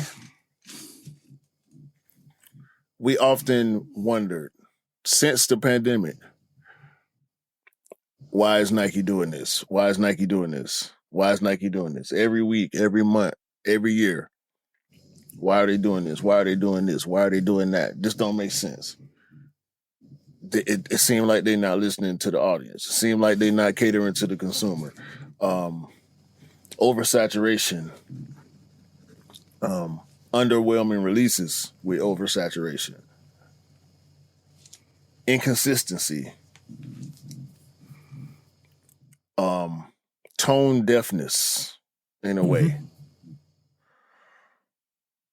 That's all Donahoe. I believe Elliot Hill left because he didn't believe in Donahoe. Okay. Makes sense. And now that it's clear that Donahoe had he He don't know what he I doing. know what you're gonna say. He didn't know you were gonna use some He's explicit tone words. deaf. Yeah, you know what a telling tale with this whole. I was reading the article was the fact that a lot of people kind of felt that he lost the consumer base and the brand base with what he was doing at Nike as a CEO. He didn't know He's the not moves. a cultural person. No, we like, if you guys haven't listened to the episode with Benji, go and listen to that, because we were talking about how creativeness should always drive your company in terms of,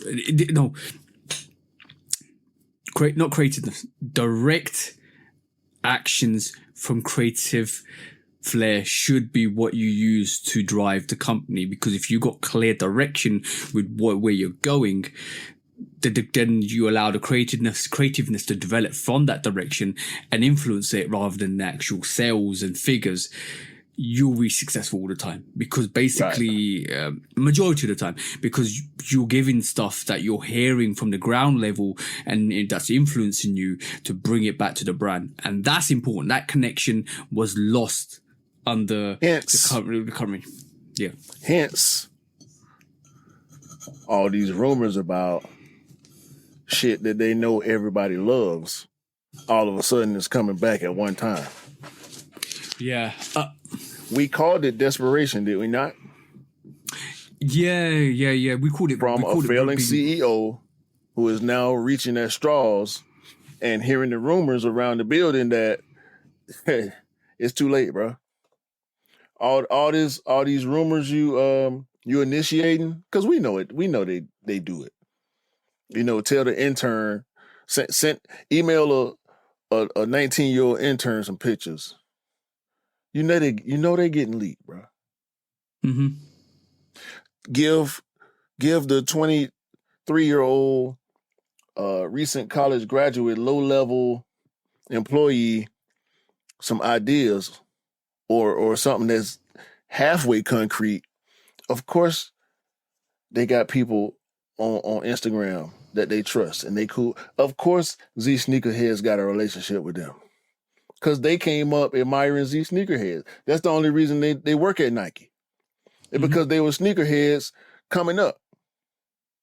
The people that actually matter, the people that you speak of, the people who Benji attributed a resurgence to, of course they gonna put the information out there and rile us up and give us pod fodder. And it's still to be founded. A lot of this stuff is still to be founded. You know what I'm saying? All of a sudden, you out of there. Yeah. This is not a recent development for him. I assure you. No. It's been coming. It's been coming with what's been happening. Like there's no, over the last 4 years, I would say. Yeah, over the last 4 years. Dunks and Jordan 1s. That's what he's responsible for. Yeah. I was gonna say, over the last 4 years, it's never been clear what Nike wanted to do. Like what direction Dunks they were and going. Jordan 1s. No, we knew that. Like right this moment. That's his legacy. Yeah. That's his legacy. That's. I know, oversaturation of Dunks and Jordan 1s and the Panda, bro. Like we know that already. The Panda. He's credited with bringing the Panda back. It wasn't his idea, but he's credited with it.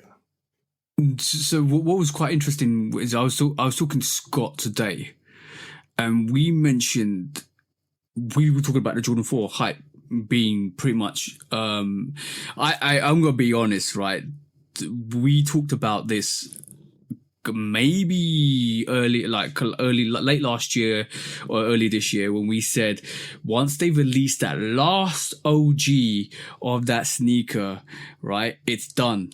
We've seen the black cements, we've seen the military blues, we've seen the fire reds. Next year we're gonna get the white cements, and then it's done. Like the Jordan 4 net that's coming out in December time, that should be cancelled, bro. Pointless. That they need to cancel that and realize that's a huge mistake, because I don't know what relevance that sneaker has to do with the Jordan 4. And we said what's the white? The only hype right this moment in time on Jordan 4s after this year is the white cement 4. Like I don't know what is coming out next year from a Jordan 4 perspective that's going to drive anything towards a Jordan 4. Fear. Once Fear 4 is coming out the next month. Is it? Yep. Apparently. That show you how dead foes is. I didn't know that. So bro, like I was going through my release video couple of videos back, and I talked about how nobody's been talking about the military blue 4. Nobody's talking about me and Dale talked about this on the Coffee with Tea. Nobody's talking about the military blue 4. They came out this year, iconic sneaker. Nobody's talking about it. We even like black cement 4s. Nobody's talking about that. See, I'm gonna just keep going back. I was about to say I hate to, but I'm just gonna keep going back. The people who were here, and this is the perfect time to say this, actually. Talking about Donahoe leaving, he didn't realize how many people weren't actually here for the sneakers versus the profit. Yep. He tried to take advantage of the resale culture, not realizing that when this bubble bursts, you're going to be stuck with a bunch of sneakers sitting on the shelf because majority of these people don't care about the sneakers. They trying to make money during a global crisis. You know what I'm saying? Yeah. All these people out of work, none of these people care, bro. How many times we came on this part and talked about people walking in the store with Crocs on trying to buy 10 pairs of retros? Don't know. We do a lot. And they only keep certain all they want is the off-white. All they want is the Amamanya. All they want is the Union. They don't wear GRs. They don't care about colorways. They don't care about stories. They want whatever is the most valuable. They'll keep one of those for themselves and scalp everything else. Those people left. And he continued thinking that, well, no, the culture is going to keep it. No. The sneaker culture is not keeping you alive, fool. We here for us. You know what I'm saying? We waiting on you to drop what we want and what we like. And we will tell you what the next wave is. But you don't listen to us. You're looking at numbers. How long you thought if it was up to him, the pandemic would still be going? Yeah. Let's talk about numbers quickly, right? The pandemic is like a one in a lifetime, hopefully once in a lifetime thing, right? That you can never replicate the scenario behind the pandemic. You don't know what's going to happen in the pandemic, right? Like, let's just compare the two right this moment in time and what happened in the pandemic. Right this moment in time, we're going to restaurants, we're going on holiday, we're moving freely more than we ever did in the pandemic. In the pandemic, people were at home. People are going to go in a recession. Too. In a recession too. Like, we are in a recession at this moment in time, right? Right. So in the pandemic, we were sitting there, right? We had excess money because we were given money to stay at home. We were given, especially in the US and the UK, we were put on furlough, so we had nothing to do in terms of, when I talk about furlough, is we were paid to stay and not work. We had excess money, couldn't go out where, couldn't go on holiday, couldn't go to the supermarkets, couldn't spend excess money, couldn't spend on anything except for commodities, which were like sneakers or clothing. And a lot of people invested in that time with sneakers and clothing. You can't, and watches and stuff like that, but you can't say and sit there and say, yo, it's going to carry on, because that was an unfathomable time when there was no order and people had too much excess money, and people right this moment in time haven't got that same scenario. You can't set the same circumstances right this moment in time. So why wasn't there a transition when you know everybody was going to start going out to less saturate the market, to make the sneakers a bit more exclusive? Like, you knew the brand Nike and Jordan brand were in trouble when they kept the same attitude in terms of releases post-COVID. You knew it was in trouble because you knew they cared about the figures too much. And when they cared about the figures too much, they're releasing more and more and more to keep the figures afloat. And then that's not sustainable, bro. Who told this CEO that was sustainable? Bro, shout out to Egot Souls. Shout out to Eric. He spotted it. We spotted it 4 years ago. And 4 years down the line, this guy who messed it up is getting released.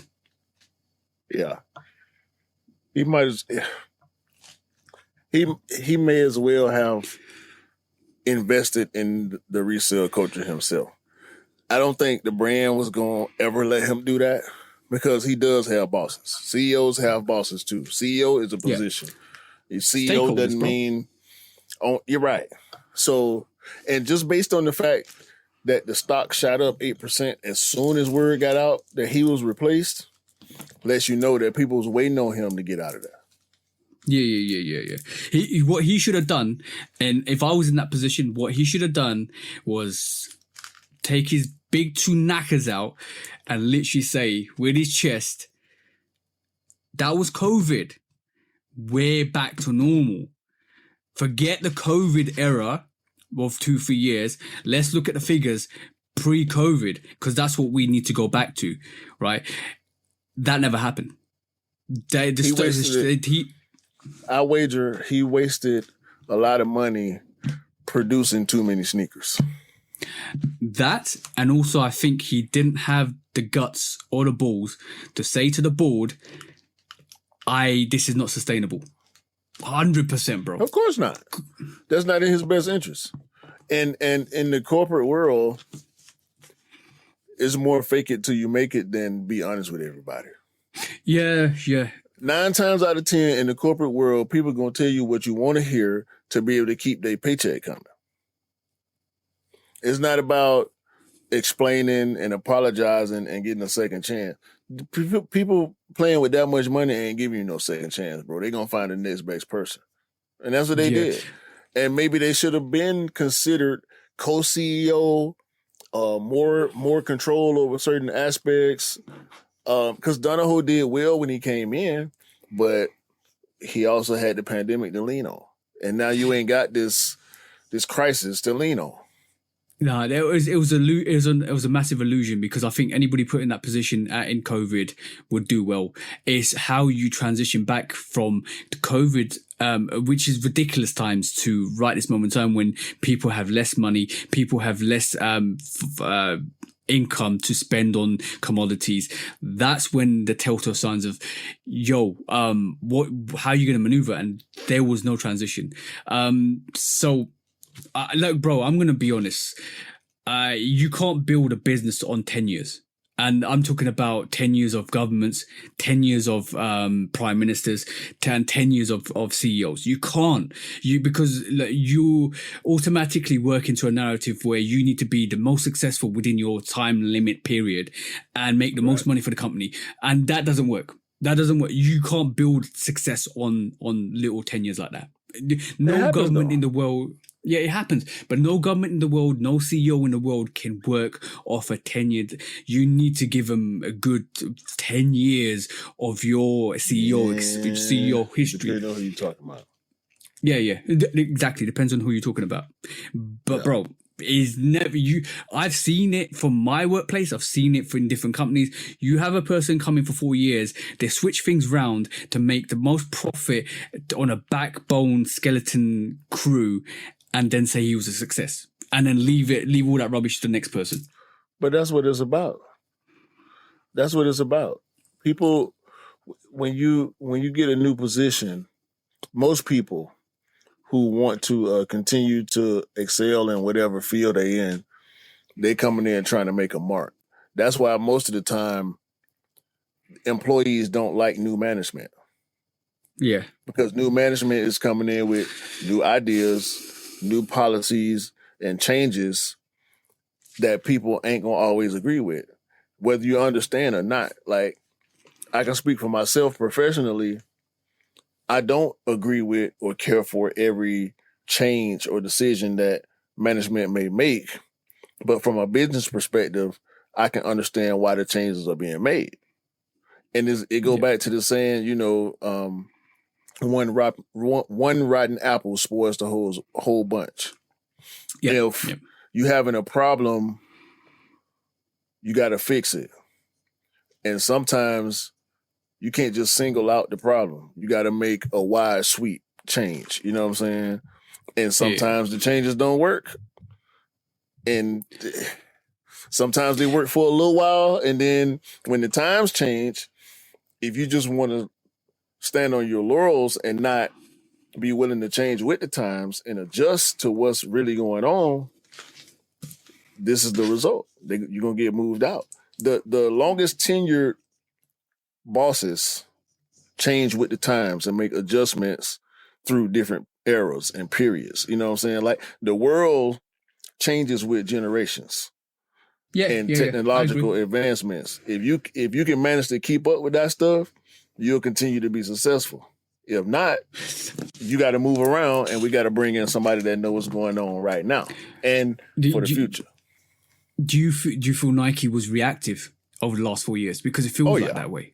Because you're supposed to be leading, not being reactive. You're not supposed to be reacting to what's happening in the current market, which is good though still, because you are adapting. But you need to have a plan in place to to work out what you're doing first of all, and then be reactive, because you need to be navigating with the aspirations in hand first, and then being reactive to what's being given to the public, because you respect that they're going to buy your products. That's the way it should be. Not the fact that, pandas are selling out, let's release them more. Oh, Jordan 1's selling out, let's release more. No. That's being reactive to the market, because that at that point in time, that's what people want. Your next step should be not what people want, what people need next. Your AI came on board. We didn't see Nike do the first AI stuff. We saw other people do Nike's AI. Then Nike jumped on it. Let's be honest with that. I wouldn't even call it a jump on. It's not. And I don't think it should be.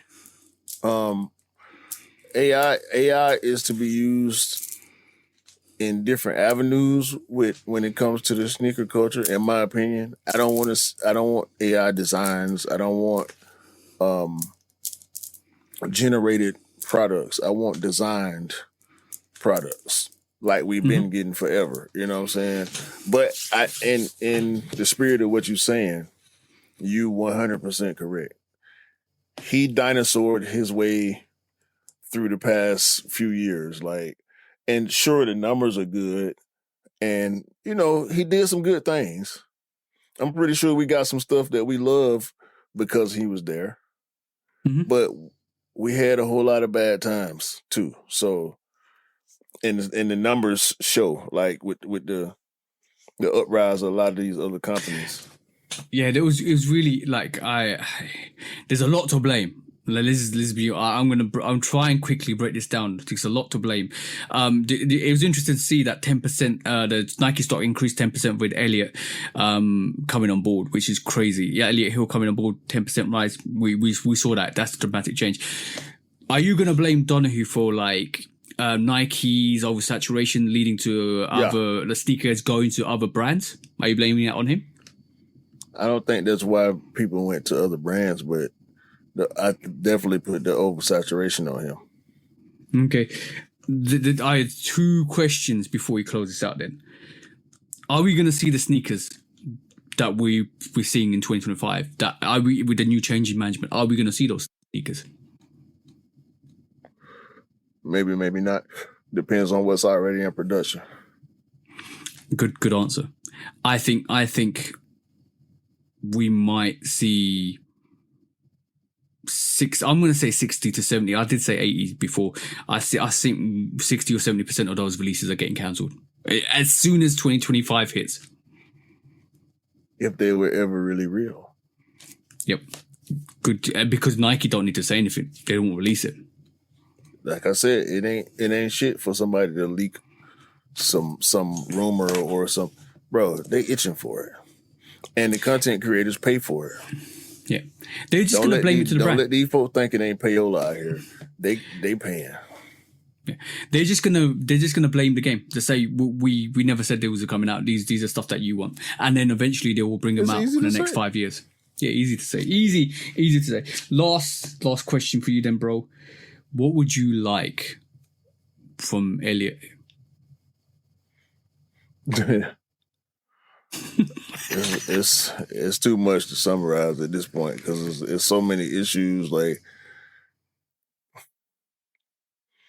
and at this point, I think he's kind of coming in at a good time because the sneaker game is pretty shallow right now, and there's not a lot of hype. So, I think he should continue with bringing back coveted retros and slow down on the stuff that's sitting around. Like, we don't need a 4 every month. We don't need a 1 every month. We don't need random dunk colors every month at such a high rate. Such a huge stock, rather. Mm-hmm. But they're gonna do what they're gonna do. They got to produce a certain amount of stuff.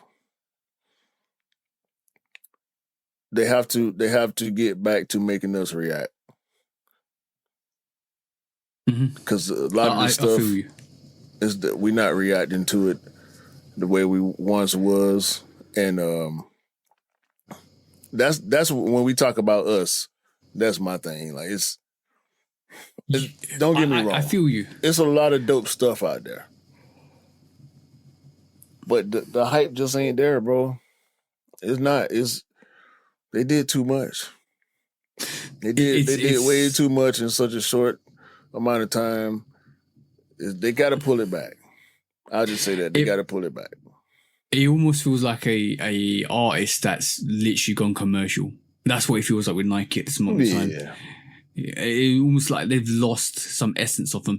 Hopefully, the new CEO brings that back, and I hope that we kind of infused and really excited about some of these releases that we're going to get. Well, he's a marketing guy, so I got high hopes for him, but I just want to sit back for a while. And what did we talk about? Maybe with Benji, marketing. There's not enough marketing. Like, I think what Adidas did with Anthony Edwards is magic. Like, there's not enough marketing. I'm not saying that it's not enough marketing. I'm saying he's a marketing guy, meaning that I feel like he would be more inclined to lean on culture versus just looking at numbers. And culture is going to get you the numbers.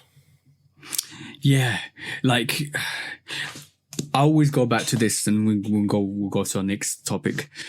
When a chef eats a plate of food and reminisces about how his mum used to cook it and it tastes similar, that chef is always going to go back to that restaurant to eat that, because it's a linked memory.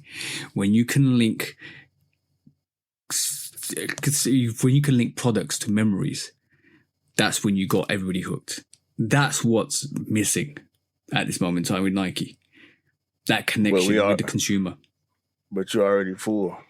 What happened when you're already full? Are you gonna still go get that meal that tastes like your mom? No, because you're already full.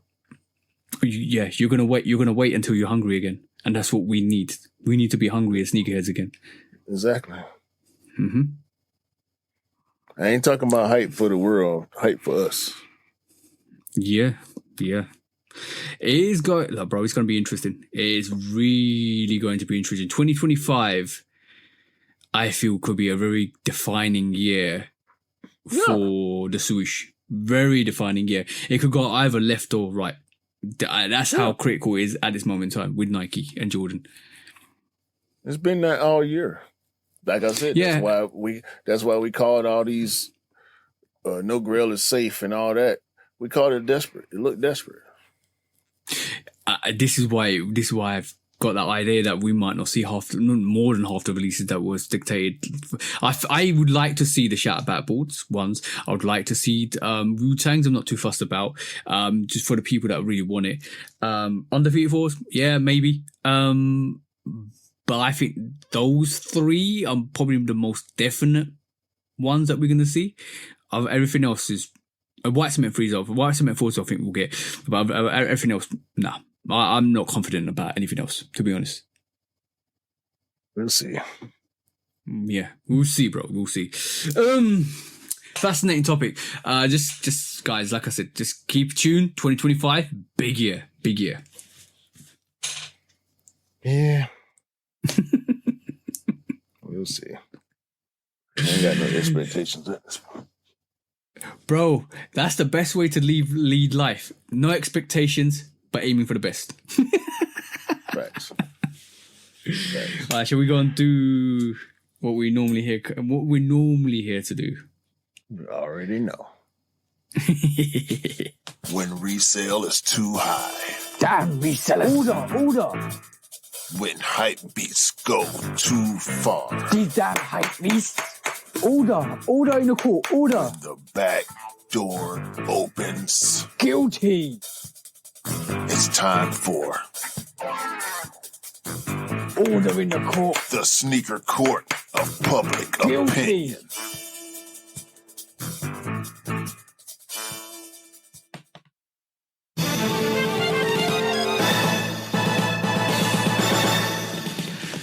Guilty. Welcome to Sneaker Court of Public Opinion with me, Judge Public Opinion and Execute.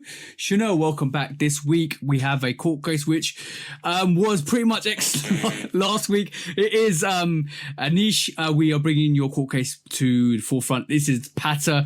We discussed this last week's unreleased episode, which never got released. So Anish woke up at 3 o'clock in the morning on the Friday. Went to Patter, lined up, was a 6-person in line. Everybody turned up at 8 o'clock. It was dictated to be a first come, first serve release. It wasn't a first come, first serve release because they started picking up random people from the queue. And then basically, Anish didn't cop a pair, and nor did the person that got there the night before at 11:30 p.m. Didn't cop a pair. Yeah, bad on Patter, bad on the release. I feel sorry for Anish because he still hasn't got a pair 2 weeks out from release. And all I'm going to say is, damn, that was a horrible day for Anish. I still feel sorry for you, but on that, bro.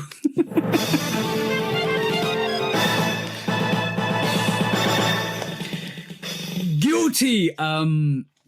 Don't dupe us. Just give us the release. Go and say what you want to say, bro. Well, the thing is, he said they announced that it was first come, first serve. Yes, they did that. He went and did an early morning lineup. And that's how it happens. You know what I'm saying? I'm happy and sad that you had that experience, Anish. Because I don't know how many 3 o'clock lineups you've done, but I've done quite a few. And I think it's sort of a rite of passage. I feel like if you've never done a real lineup, you haven't fully experienced the sneaker culture. No. Going to conventions and, having people recognize you're fresh in the streets is part of it too. But I've done multiple early morning lineups. I did a full camp out before. So those are experiences I think that are important for sneakerheads to be able to understand the culture, really. Mm-hmm. But for Patter to announce via their Instagram that it was a first come, first serve situation and then switch it up, that's foul, bro. Mm-hmm. That's foul. Very foul. If I was in Anisha's situation, I would be pissed. I've been in lineups that got canceled and switched around and all that. It's never a good feeling, and it presents distrust for the customer. So that's trash, Patter. That's trash. What you want to give them, bro, this week? We ain't got to give them nothing, bro. I'm pretty sure everybody that didn't get a pair is going to be less likely to go there. So they done lost customers. Yeah, just do better. Like, be more informative. I think there was mixed communication as well on retrospect from last week. They did say they wouldn't get rid of queues, but they didn't claim that they were going to have random choices. We always said first come, first serve because they move people along. It's bad on them. It's really bad on them. Just be clear. I've been to lineups where I've turned up and we waited out for hours and hours, and all of a sudden they've just cancelled it. Just be more clearer to people. Don't waste people's times. Time is money. And you should be giving that sneaker for free if people have been waiting out there for all that long and they didn't get chosen to pick it. I just be more respectful for people's time. You got a big business, run it like a big business. Don't miscommunicate information and make people like really surprised at what you're doing. Pretty much. Yeah, you can make a lifelong customer, or you can create an enemy. Because people will sooner tell you not to go somewhere, because people want to keep their favorites to themselves. You want to keep your favorite restaurant, your favorite store as a secret. Mm-hmm. When you hate an experience somewhere, you're going to tell everybody you know, don't go there. They full of shit. And you mentioned a couple of companies before. Yeah. And I'll do it again. On that note, guys. Selling that dehydrated water, man. Dehydrated water. Guilty. Big companies make big decisions, which when they make big decisions, need to be more clearer. Communication is the key to success. And when you don't communicate, you're not being successful. That's all I'm going to say, bro. Facts. Listen to the man when he's telling the truth, y'all. When resale is too high. Damn resellers. Order. When hype beats go too far. These damn hype beasts. Order in the court. Order. The back door opens. Guilty. It's time for Order in the court. the sneaker court of public Guilty. opinion.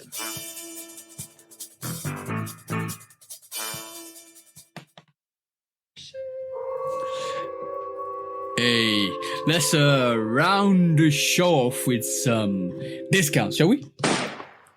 Yeah. I ain't going to delete the show this week, y'all, I promise. Yo, bro, right. It's been a good show. Don't delete this one, bro. I think it's a better show than last week, to be honest with you. Really? Yeah. So Okay. I ain't mad. Right now, I'm not mad. This time last week. Look, bro. Let me just download it. I'm going to download it too. I normally wait a little while, but as soon as we start, we're going straight to download. We ain't even going to talk, actually. We're not going to do the post show until after the download is complete. I promise you. I'm going to turn on my camera, my mic, and everything. You know what's really funny? I did mention we should record this, bro, because we've been talking about an hour after the show, and guess what? You did. We should have recorded it. At least we would have had some backup footage. Damn. Yo, guys, if you want to see this, if you want us to create a Patreon and put our after show, just let us know. I don't know if they want to hear that type of language. They probably do. Anyway, go, bro. As I think my Tims just shipped out. Hey, I'm gonna show them to you. I ain't gonna do no review. I might do a review. You never know. I'm gonna do a review. For sure. Some of these I got a bunch of discounts because some of these were topics from last week. But we gonna get out of the way to it. Yeah, let's smash them up, bro. Nike Ja 2 induction. That's the one thing I'm glad about that episode, because I called it the wrong name last week. It's the Nike Ja 2 induction colorway. It's on sneakers right now. It'll come out tomorrow, I think, or next week or something. Bro, you didn't need to say that. Nobody heard it. It's cool, bro. We're going to keep it real. All right, cool. No, that's just a reminder for me, because I just went with the first thing Sneaker Media called it. And the next day it was on sneakers. So, speaking of what sneaker media say, supposedly Trae Young is on his fourth and last sneaker with Adidas. So, yeah, Trey, we got new representation. You know what I'm talking about? It's looking different over here, Trey. You come on. Yeah, we talked about this. You wanted him to come to Nike, bro. Yeah. Now we got better reasons for you to come. We got better sneakers and we got new management. Come on, man. Yeah, hey, Elliot. Yeah. You better be on the phone with Trey people. Man. That's all I'm gonna say. No. I'll go even better one for you. Elliot, you better get Andy Edwards out of his Adidas contract. Somehow, some way. I don't know about that. I'm gonna mention that shortly. Anta. Kyrie Irving is dropping skate sneakers and lifestyle sneakers now. I saw them. Were you talking about Anta Hella, yeah? Yeah. The Hella and the Tribe is the skate sneaker. So yeah, watch out for that, guys. You basically covered one of my quick strikes. Discounts. Oh damn. No, that's fine. We're on the right page. It's facts. Have you seen the Converse Transformers collab? Yeah. I've seen it. Yeah. There's a pair of Chucks with Optimus Prime on the outside, because the stars on the inside, and then there is also a Megatron pair. I've seen that. Yeah, I've seen them. Yeah. We know Nike owns Converse. What am I thinking about, TJ? Transformers 4 or 5 or 5s. I said Transformers 4 because I'll be dope shoe, but I just realized Transformers 5 is a very, very special shoe as well. Elliot. Matter of fact, let me hit him with the ET. Elliot.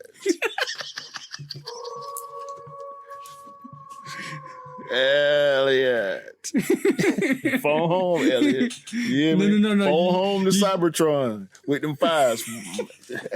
The connection is there. We back. Transformers Converse, Transformer Night. Come on, Elliot. Yeah. Don't fail us. What you should have done was Elliot Transformers 5. Come on, Elliot. You playing. Don't play. Don't end up like Donahoe. We'll boot your ass out of here too. I think so. Supreme Jordan is back. Oh, I saw that. I don't know what we getting. Hopefully it's better than them damn 14s they dropped a few years ago. Was that the last Supreme Jordan? Yeah, I think so. You heard what you heard? Jordan 17.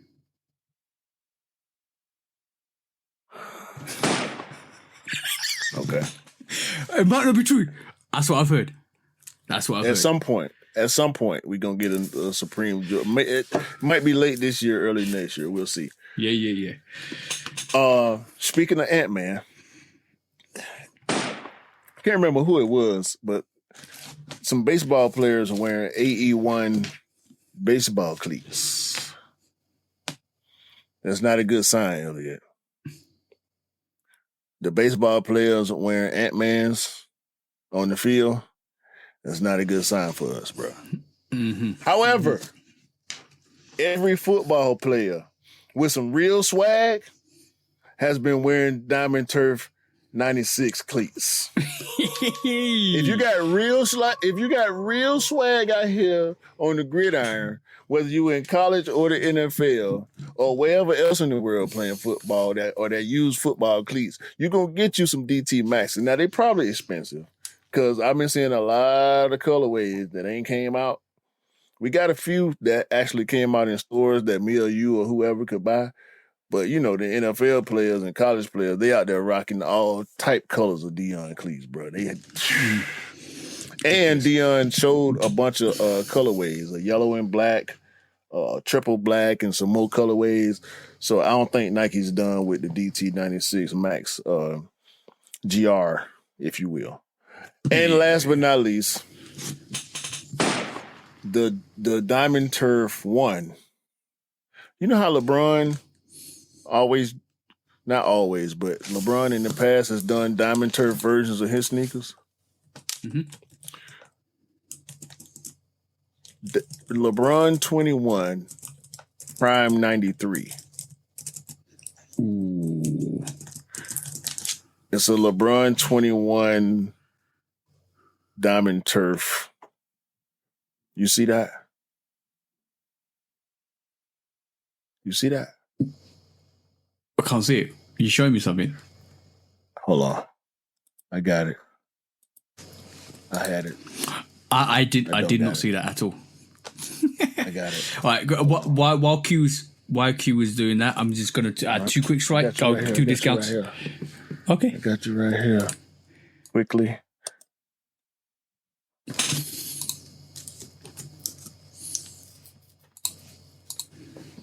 Hey, that's fire. I That's want fire. That is supposedly coming summer 2025. Excuse me. It's making me cough. It's so nasty. I want it. That's fire. All right, cool. This week also we saw Don C's got some samples of some Jordan 1s and Jordan 4s that weren't released, and just because they're Jordan 2 Don C is one of the most epic sneakers. Did you see the gold ones? Yeah, that's what I saw. The gold that's what I'm talking twos? about. Yeah, gold twos, and what I saw like almost like a US colorway of a Jordan 1. Bro. I can only You know imagine.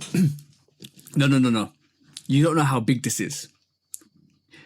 If they're starting to mention Don C, that's all I'm gonna say.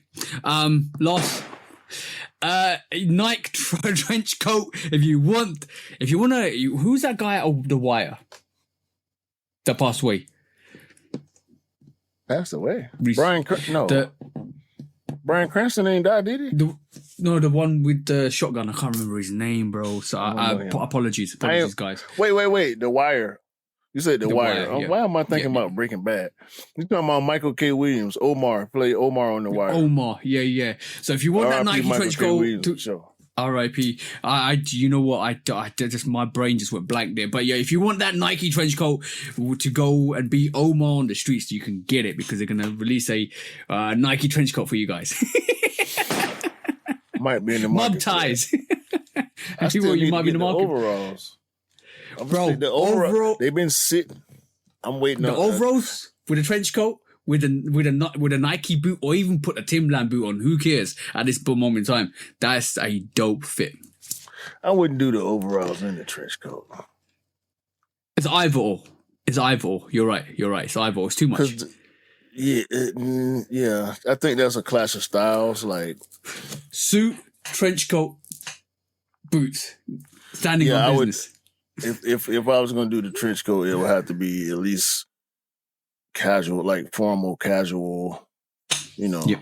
I feel you on that. I definitely feel you on that. I ain't seen that. I'm going to have to, matter of fact, let me look that up right now. It's on the socials. It's definitely on the socials. Go and look at it. I think some one of the social platforms have probably got it. But that was all of the discounts for this week, guys. I just want to say, while we were talking on this pod, bro, a couple of retailers have just reached out to me.